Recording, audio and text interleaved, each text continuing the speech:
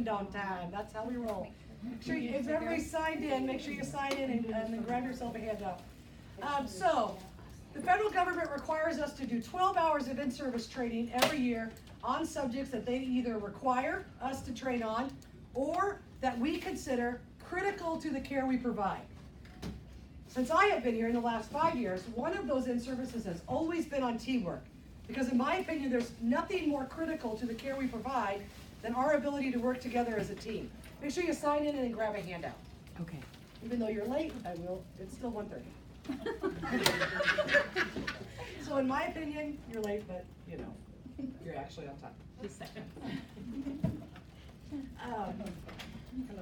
Just sign in and grab a handout.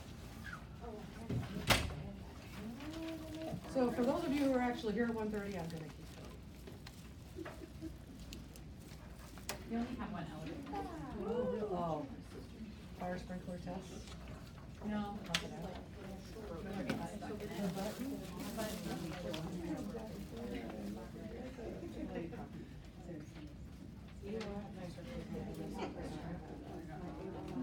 Okay. We might have some additional stragglers, but we're going to keep going. So anyway, so it was always my decision that one of our critical in-services would always be on teamwork, because us working together as a team, not only within your own departments, but within the facility as a whole, is critical to our residents and our patients' successful rehab and successful stay here. It also makes life a lot more enjoyable for you as teammates if you know each other and get along together. So today we're going to talk about teamwork, and I apologize, our projector's on the fritz, so hopefully there was enough handouts for everyone. We're going to start today with an exercise on our newest team members and how they feel. So the first thing I need are 2 of our more veteran employees to come on up. Have to have been here for at least 5 years. Who's been here for at least 5 years? And I can stay here till like 4 o'clock today because I don't have anything else going on in my schedule. So, all right, so now, good, thank you, Katie and Bree, thank you. And then I need 2 of our newest team members to join them. Your job's gonna be a lot easier in this. 2 of our newest team members. Thank you, thank you. Okay, so the first thing we're gonna do is, we're going to, yeah. No, have you guys ever seen the movie Bird Box when that was famous? Okay, oh, sorry. That's all right. It'll grow back. It's not a very long time. But it has to stay on. Okay, so our first exercise, I'm going to have you go with Bree. Okay, Bree. With Katie. So the first thing we're going to do is, we're going to do an exercise to prove how veteran these employees are. Bree, I'm going to have you go, first of all, the guides can only make sure they don't get hurt. You can't instruct them, you can't coach them, you can't talk to them, but also don't let them have a work comp injury because of this in-service, okay? So, your whole job, Bree, because you know this building pretty well, right? Yes. Tell the group how long you've worked here. 9 years. 9 years she's worked here, so she knows the building pretty inside and out. So Bree, I'm gonna have you go to, and you have 5 minutes to accomplish this task, both Bree and Katie. Because you know the building really well, so it won't take that long. You could walk through this building with your eyes closed any day anyway. Yes. Without any help, I'm going to have you go to Station 1, clean utility closet, and get a thing of Kleenex and bring it on back to the group, okay? Go ahead, you can go. Katie? Katie, how long have you worked here? Altogether 12 years. 12 years, congratulations, Katie. That's great. Okay, you know this building inside and out? Could walk it in your sleep, probably? Okay. Then I'm going to have you go over to the Station 3 dining room and grab me a set of rolled silverware and bring it back. You have 5 minutes. Okay. So you might want to get going. All right. Thank you for volunteering for that. And good luck. Well, she's in the women's bathroom now, but she does know the place pretty well. Okay, so while they're gone, so we give them their 5 minutes to go do that, we're gonna do a little icebreaker challenge. I just have some questions for anybody in the group. Maybe I might pick on some people, maybe I won't. They're just some icebreaker questions for us to get to know each other as a team. So let's start with Carrie. Carrie, what was your first job? Subway. Oh, good. Love it. Sandwich artist. Nice. Has anybody ever met anyone famous? Yes. Who have you met, Diane? Cat food. Cat Boone. Okay, so does everybody know Pat Boone?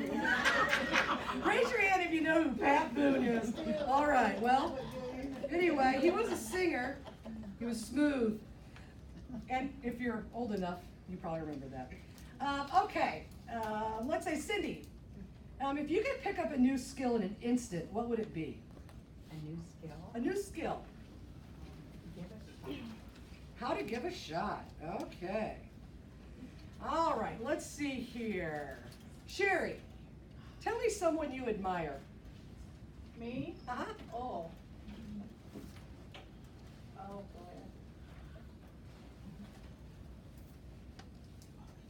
Well, there was a lady that I used to work with, that she was like my mentor. Okay, thank you.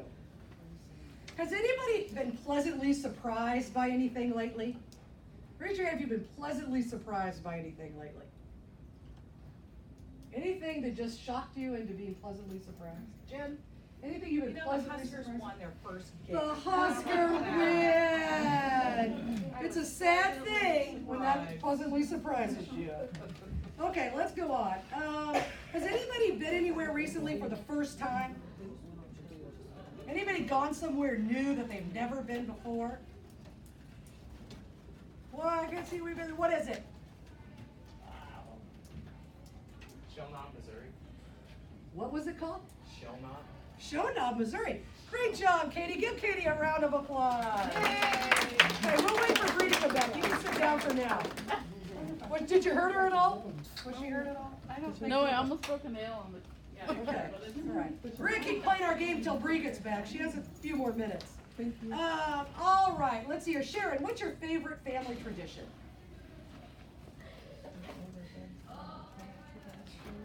Let's see. I work every holiday, so that doesn't help.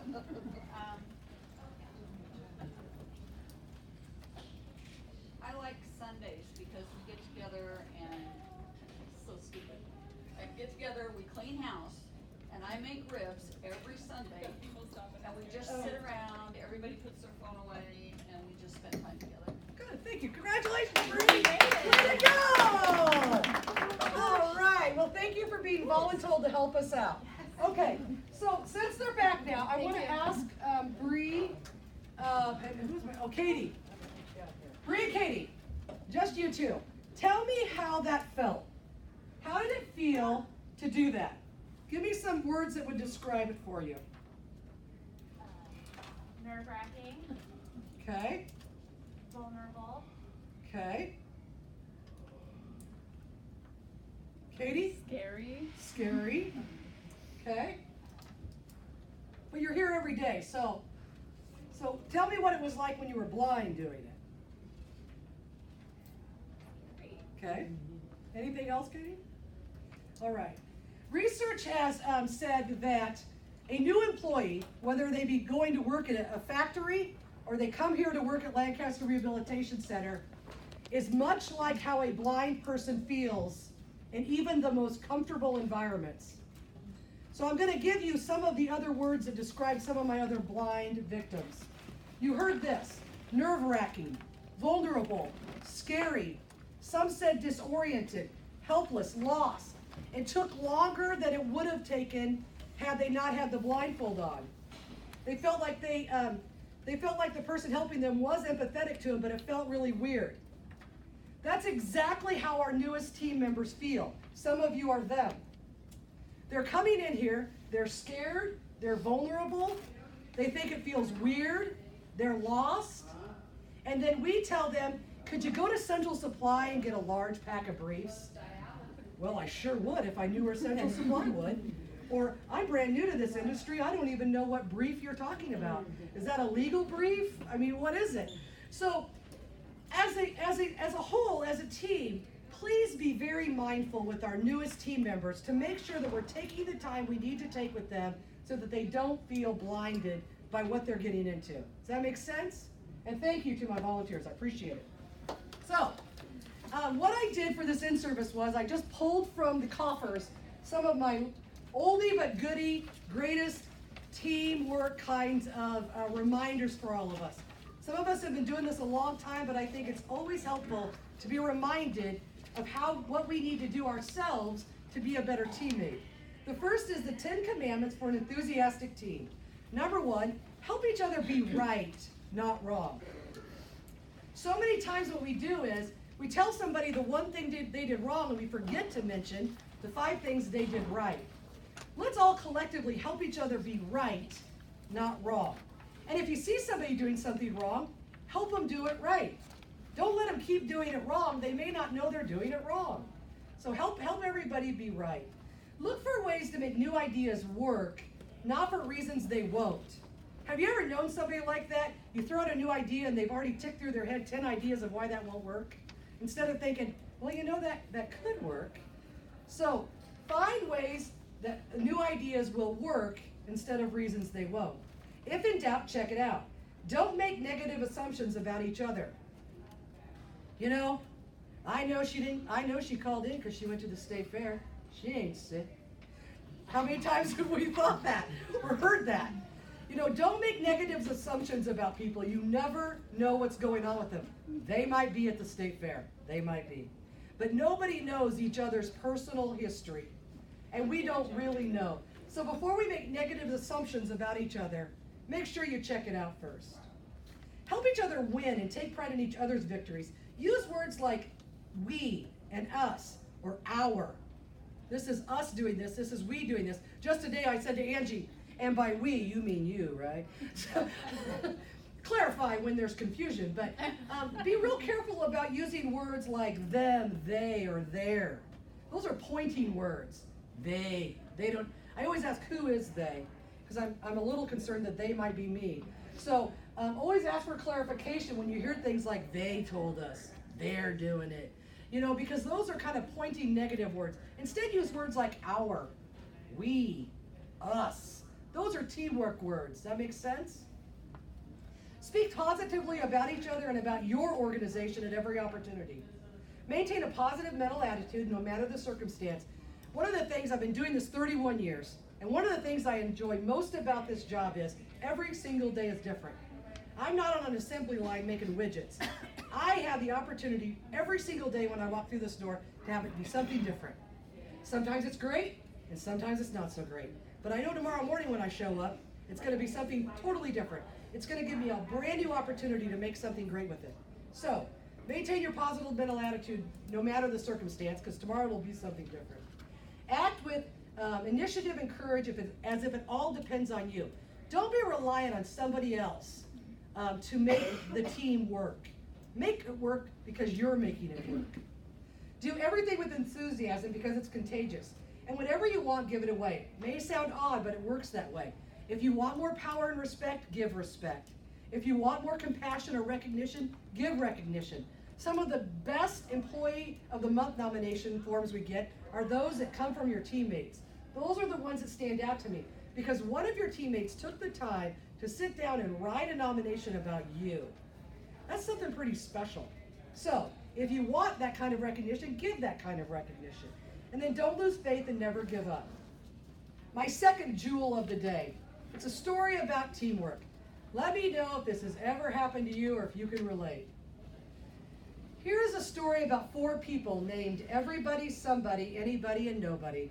There was an important job to be done and everybody was asked to do it. Everybody was sure somebody would do it. Anybody could have done it, but nobody did it. Somebody got angry with that because it was everybody's job. Everybody thought anybody could do it, but nobody realized that everybody wouldn't do it. In the end, everybody blamed somebody when nobody did what anybody could have done. Make sense? How many times do we have something so easy that anybody could do it and nobody does it? And then everybody's angry because somebody could have done it and nobody did. Don't be the nobody. Be the everybody that gets stuff done. My next jewel. Everything I need to know about life I learned from Noah's Ark. And I added all the italicized things are my little editorial add-ons to this. So, number 1 with Noah's Ark, don't miss the boat. And underneath I wrote punctuality. Timeliness in this business is everything. You are relieving somebody who's already been working 4, 8, 12, 15 hours. They want to have a break. Please be on time to relieve them. Be punctual. Same thing with call lights. Our residents deserve us to answer call lights timely, or the start of meals. I've always said the two things we have to get right, no matter what, are meals and beautition. We have to get food right, and we have to get beautition right, because those are the two most exciting things to our residents' day. So if our meals aren't starting on time, or they're not warm and tasty, they're not served at the proper temps, that's a big deal to our residents. It's a huge dissatisfier. I think you all experience it too when you go to a restaurant and they don't give you what you order, or it's an hour long to wait for it. Everybody gets pretty angry about it after a little bit. So be careful about that. The second thing, remember that we're all on the same boat. You all wear different scrubs. We all wear different outfits here, but we're all on the same boat. We're all on the same team. All of us can pick up a Kleenex that's on the corridor. That's not housekeeping's job, that's everybody's job. We have different duties while we're here, but we're all on the same team. So, my little ditty on that was spend your time finding ways to appreciate each other. Number 3, plan ahead. It wasn't raining when Noah built the ark. As I always tell my girls, poor planning on your part doesn't constitute an emergency on my part. Do you have that with any of your kids or family members? Poor planning on your part doesn't constitute an emergency on my part. But sometimes people think that you should drop everything to do something for them. Well, I'm here to tell you, in our business, we are constantly dealing with interruptions. You know, I came back on Tuesday from Labor Day holiday and I thought, okay, I've got this whole list of stuff to get done. And then the city fire inspector shows up. Well, there goes my day. So everything I thought I was going to get done didn't get done. So had I not been prepared already in advance for this in-service on Wednesday, I would have been scrambling. You don't want to start your day behind. You want to start your day ahead, so whatever happens in the day, you're already ahead of the game with it. Number 4, stay fit. When you're 600 years old, someone might ask you to do something really big. Use the stairs. That's my advice. Number 1, it frees up the elevator for all of our residents to use. Number 2, it's a great way to get some exercise, so use the stairs. Number 5, don't listen to the critics. Just get on with the job that needs to be done. You can please some of the people some of the time, but not all the people all the time. And sometimes we get stuck in the minutia of one resident who just won't stop complaining. What we need to look at is the more global look of are we serving the masses? Are we taking care of the masses? We're always going to have that one resident or that one team member who we just can't get through to. But you know what we need to do that is just take a step back and say, are we serving the masses the way they need to be served? Number 6, build your future on high ground. We must work to continually exceed the expectations of those we serve. We will do that as a team. Number 7, for safety's sake, travel in pairs. Together, we're always going to accomplish more. And it will be more safe doing it. And this is what I did my Zac Efron thing of, we're all in this together. But only old people get that too. Okay. But I did it for the first in-service, and I know they all talked about it. Number 8, speed isn't always an advantage. The snails were on board with the cheetahs. Utilize the contributions of each individual and what they have to offer to the team. We're going to do a little personality profile. I've done it in the past. We're doing it again just because I hope it drives home the point of not everybody on this team is exactly the same. I've always said it would be super easy for me to hire 285 Amy Fishes. It would be the loudest, most obnoxious place you've ever been in. But it would be great for me because I would be just like all of them. And we would all have the same thoughts, we'd all have the same ideas, and we would just go lambasting ahead with everything. That's not what this organization needs. What our organization needs is a lot of different people with a lot of different opinions. Some people are thoughtful and mindful and want to take their time and think things through. Other people are quick decision makers, and that's what we need sometimes. But we need people with different personalities. We don't need everybody to do things the way you exactly do them. Now, if you're mentoring or teaching and training a new employee, you want to make sure you mentor and teach them, train them right. But just because they're a little slower at the beginning doesn't mean they're a bad person or a bad worker. It just means they're going to need some more time to get going. Make sense? All right. Number 9, when you're stressed, float a while. Take care of yourself first. We are in the caregiving business, and I know for a fact that our residents give us a lot in return every single day. But they are here because they need something from us. They need something physical, something emotional, something behavioral from us. And so we are in the giving environment. We give of ourselves all day long, and that can empty your cup. And I know it can empty your cup.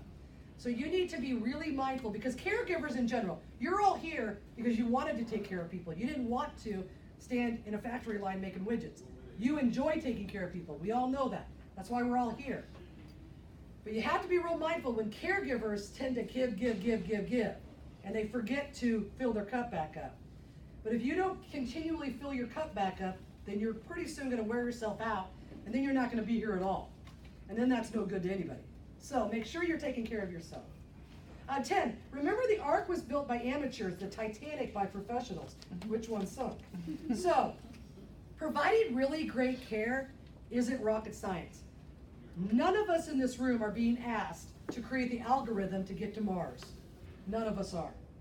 What we're asked to do is to serve a meal on time that's warm and tasty. Basic stuff. What we're asked to do is keep our residents clean and dry and with a great outlook on life, and have them do things that they enjoy doing throughout the day. It's not rocket science what we're doing. What we're asking you to do is take those basic things and then do them extraordinarily well. Do them better than any other skilled nursing facility does them. That's what we want to do. We're not trying to recreate brilliance. We're just trying to take basic things and elevate them to a level that nobody else can get. And number 11, no matter the storm, there's always a rainbow waiting. Sunshine's always just a little bit away. Okay, so I always throw in my nugget on communication. I do it during my communication in service, but I also want to do it here because teamwork is based on communication. I don't know if you've ever had to work a shift with somebody that just doesn't talk or doesn't communicate. You ask them something and they kind of walk away. I mean, we have to be able to communicate with each other. Communication is something that we are constantly working at. Family members are always expecting better communication from us. We expect communication from each other. Department to department, what the heck's going on? These people over here know it, these people don't. We need to constantly be looking for ways to better communicate. But as we communicate, I'm going to ask you about my 4 dreaded words to be mindful of. Number 1, but. Be real careful not to butt people. When you butt someone, it negates everything they just said to you. So somebody comes up to me with this great idea. They said, Amy, I think we should do a 3rd floor to the building. We could put a fitness center up there and we could put a pool in there, and I think it would be really great. And I say, but the foundation would never support it. Well, now I've just butted them. Now I've just shut them down. Do you think they're going to come to me in a week with another great idea when I just butted them? Instead, try to use the word and. I've got this great idea. We're going to build a 3rd floor. We're going to put this fitness center on there. And I say, and if our foundation could support it, we'd do it. But I wonder where we could do some of those things somewhere else in the building. Now we're having a dialogue, because I didn't butt them. I didn't shut them down. Should.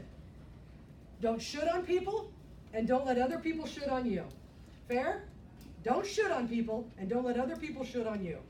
I used this example before, but it's the simplest one I have.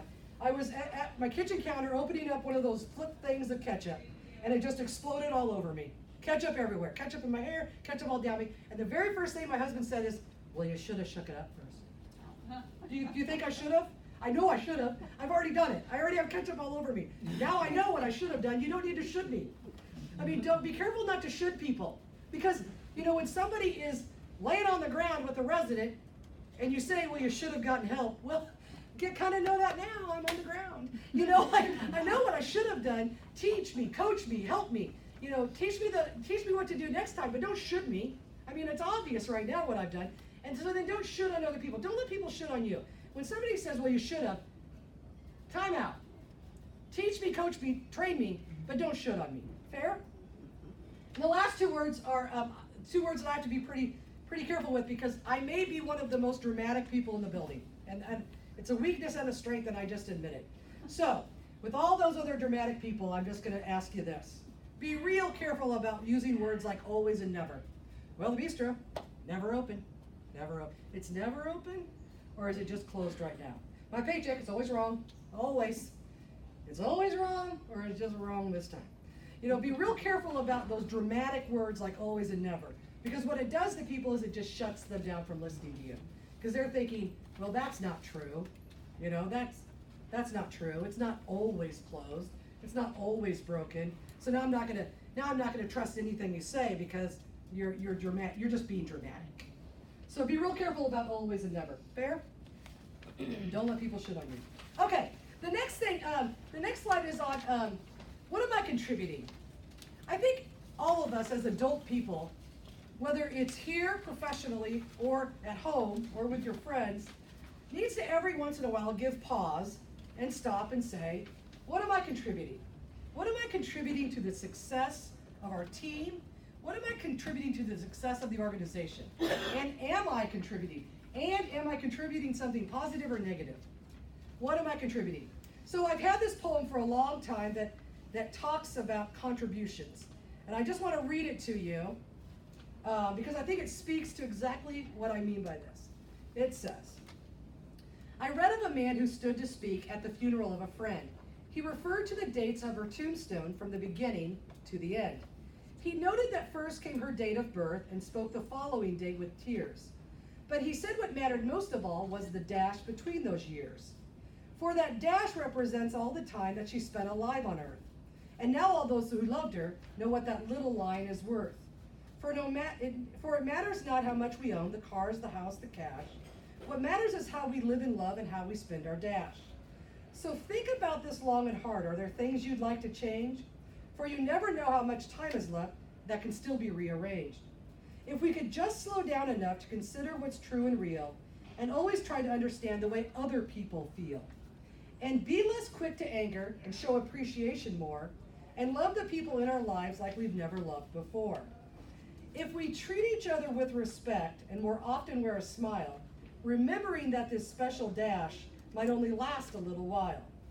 So when your eulogy's being read with your life's actions to rehash, would you be proud of the things they say about how you spent your dash? So, not only for us as individuals, but also for our residents. We're probably at the tail end of their dash. What an honor that is for us. What an honor it is for us to be able to serve them while they're still here. And just always remember that about each other. You never know. You just never know. So treating each other with a smile and some respect and with some compassion is always going to be more favorable. So, last thing I want to do today, well, the second to the last thing I want to do today, is a personality profile. Start passing these around. Start passing this. And I have pens. I was going to announce that. Come to Amy's in-service, you get a pen. If anybody needs a pen. Does anybody need a pen? Okay. Let me grab some. Don't tell Bree I stole these. Will you come? Yeah. Anybody, you need more? Pens. See, all these nursing staff just automatically need pens. Yes, I do. There it is. You know what I do. You're welcome. You all have one? Pen. Ready? We don't. Pen? Pens? I got one. I'll get more.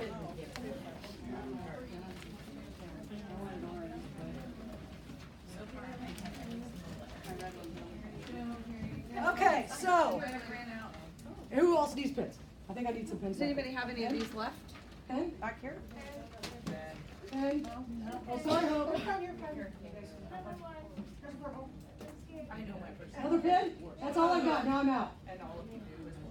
Oh, here's an in-service pen. Who else needs one? Okay, so now everybody has a pen? We're pretty clear? So here's what you're gonna do on this personality profile. There are 30 questions. And with each question, there are 2 adjectives. So let's go through question number 1. All you have to do is ask yourself, am I more deep thinking or am I more optimistic? If you are a more deep thinking person than optimistic, you would put a C in the letter column. If you believe yourself to be more optimistic, then you would put a P in the letter column. You go down there and you answer all 30 questions. If you don't know what a word is, you're either not it or you can ask me. And then you total up your total number of A's, P's, S's, and C's. And then of those, you put the highest score in the highest score column and the lowest score in the lowest score column. Does that make sense to everybody? Since everybody's already doing it, I'm guessing it makes sense. So, go. Did you not go? No. We're out. Oh, we're out.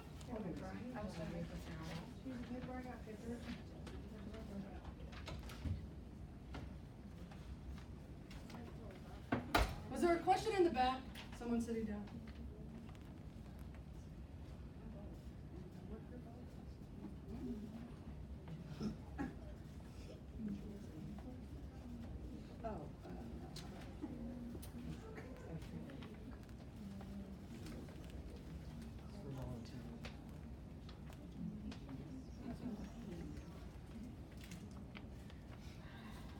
This is for volunteering.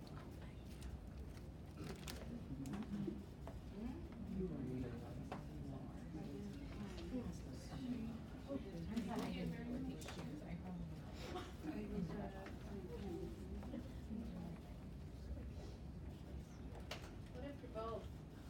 That's what. You know, whatever comes to mind first. If you're not either one. Well, then you gotta think of one. You gotta play the game. Okay, Amy, I gotta ask you a question. Okay? I'll tell you what you are, Deanna. Okay, tell me what I am, okay? Enjoys conflict or life of the party? Life of the party. Life of the. Donetta, come on. Yeah, that's funny. Maybe we should fill them out on each other. Do your neighbor. Right. We'll see how well we know each other. You already knew, you just wanna say confirm. Confirm away. Does anybody else need one? Everybody's got their head down. You guys can go to town on it.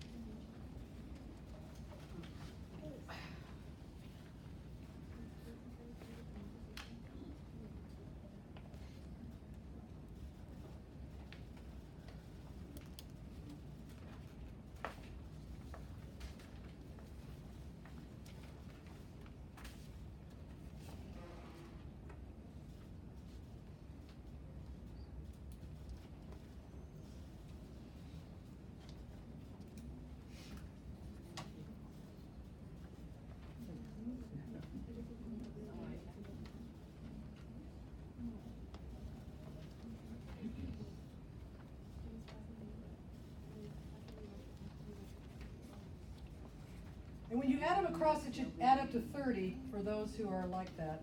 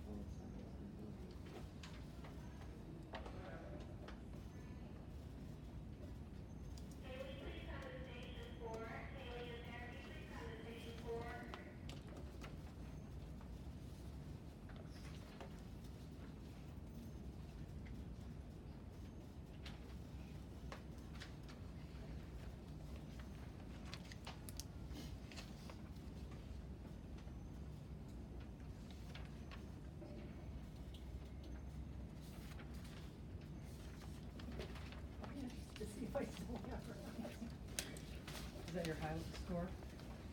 No, it was what I was Oh, okay. last time we took it. What's your C score this time? My C score is 7. The highest is. Oh, good. We like peas.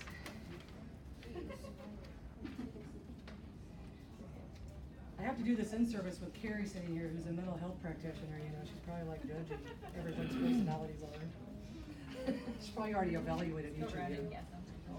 Yeah, that's what we should have you.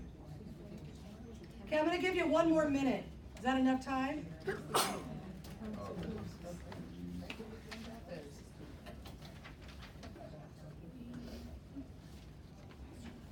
Maybe a minute and a half since I ran out of forms. Bree's trying to decide if she knows herself.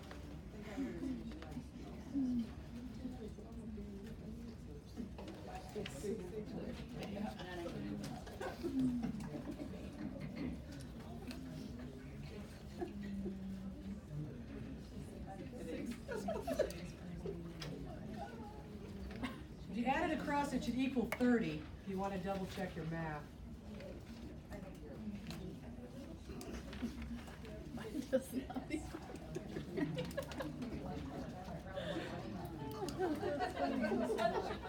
I changed.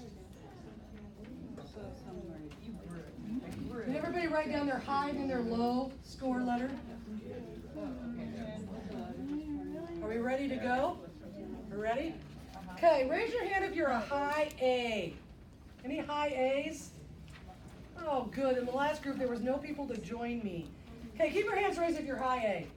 These are our Rottweilers. In the animal kingdom, in the dog kingdom, these people would be known as your Rottweilers. Okay? In the dog kingdom, that is. Rottweilers are fine. A's are our action people. Their strengths are they're self-confident, ambitious, and direct. Their weaknesses are they can be abrupt, impatient, or impulsive. They fear being taken advantage of. Now, with our Rottweilers, what you're going to see is strong gestures, a firm stance, and they will stand close to you. Why they do this? To appear confident. If they overdo it, they can appear to be intimidating, domineering, or aggressive. So, Rottweilers aren't bad, are they? We need Rottweilers. So, who's our high P's? High P's. In the healthcare industry, there's always a lot of high P's. High P's are our people. They're our puppies. Yeah, just to call myself out, I was a Rottweiler puppy. Mostly. Anyway, your people. Their strengths are they're people-oriented, of course. They're flexible, and they love to talk. Keep that in mind in just a bit. Their weaknesses are because they're talking so much, they generally don't listen. They have inattention to details, because again, they're talking. And they sometimes have time management problems. Probably because they met 30 people on the parking lot that they had something to say to. So, those are our people. It's not their fault. They just need to visit with people. They love people. They fear not being liked. So if there's a brand new employee who's a puppy, and they go down to the cafeteria, they're going to want to sit with the group. They're going to want to interact and get to know everyone. So, puppies, what you're going to see with people are big smiles and grins, alert eyes, and active gestures. They do this to appear interested, open, and friendly. If they overdo it, they can appear to be too nice or naive, overselling themselves, or too emotional. How about S's? Give me some S's. Healthcare, most nurses are S's, they say, typically. S's are our stable people. They're our labs. They're our black labs. Everybody loves a lab, don't they? Everybody loves that stable lab. S's are loyal, good listeners, calm and patient. Their weaknesses are they can be possessive, slow to change, and they generally like to keep a low profile. They fear change. Our Labradors, what you're going to see with them are attentiveness, not a lot of gestures, and they will appear to be more relaxed than other people. They do this to appear calm and yet interested. If they overdo it, though, they can be accused of being aloof, inflexible, or passive. And lastly, our C's. High C's. Wow, we have a lot. In the dog kingdom, our high C's are cats. They're so different than all of us that they're not even in our dog kingdom. But they're cats. And we love cats. We love cats in our facility. Our cats are precise, logical, and diplomatic. Their weaknesses are they can be perfectionistic, sometimes overly sensitive, and too detail-oriented. They fear being wrong. Is this all coming true now when you're looking at the cats? Okay. Our cat people, what you're going to see is controlled gestures, a questioning look. Now, when a Rottweiler approaches a cat, and we've got this great thing to talk to them about, or a people person, and they're looking at you kind of like this, they're not believing you. They're just trying to figure out if you're actually accurate. So just let them have that opportunity to question you. And they'll also keep their distance. You can't get in their bubble. They like their space, so be cognizant of the cat's bubble so you don't get your eyes scratched out. They do this to appear knowledgeable, but if they overdo it, they can seem to be overly critical, perfectionistic, and sometimes a loner. I do this whole exercise because I think sometimes we can't figure out why this person's not talking to us. We can't figure out why they don't want to go to lunch with us. We can't figure out, because they're not like us. Again, we don't need everybody with the same personality type here, but what we do need to understand is how to interact and work with each other.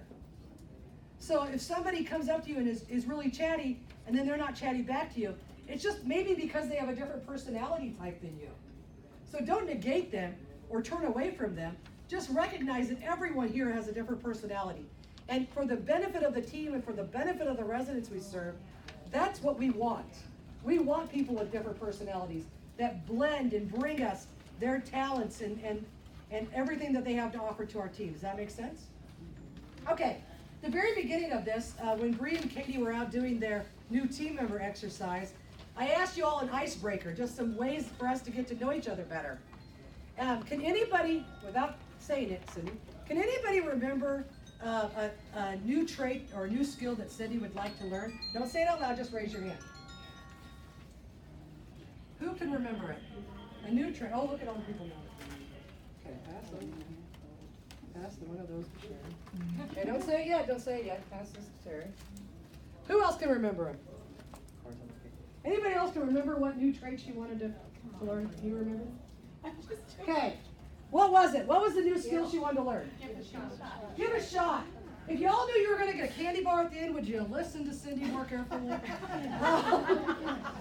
A lot about teamwork is listening. We need to listen to each other. So we need to communicate. We need to talk to each other. We also need to listen to each other. So we know exactly what the other person's telling us and feeling and expressing. It helps us get to know each other. It makes the work environment more enjoyable. But we need to listen to each other just as much as we need to communicate with each other. Fair? Good. Anything else that I forgot that you were really hoping to get today? Other than a Hershey's candy bar? Candy bar? All right, well then that's all I got for you. Make sure you signed in. I appreciate your attention. Thanks, everybody. Thank you again. You're welcome. Can you just push stuff?